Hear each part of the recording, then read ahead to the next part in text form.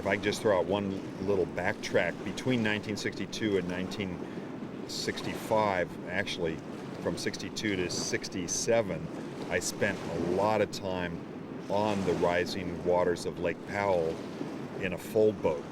We bought a collapsible fold boat from Germany that we were able to pack into a variety of places on Lake Powell.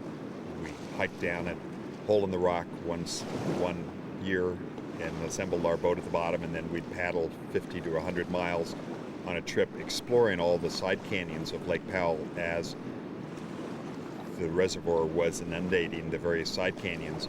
And we would go to the back of these various side canyons and then get out on foot and explore further up the reaches of these very narrow canyons, many of which were so narrow at the bottom that you could reach both sides with your arms outstretched.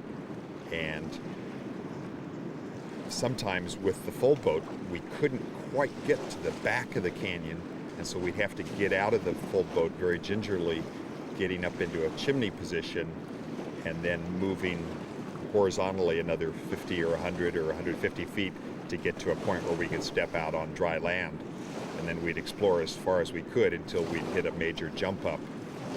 And we kept going back to the same canyons as the reservoir level was increasing in the mid-60s, because we'd frequently be able to get into reaches of the canyons that we had not yet seen because they were above a major jump up.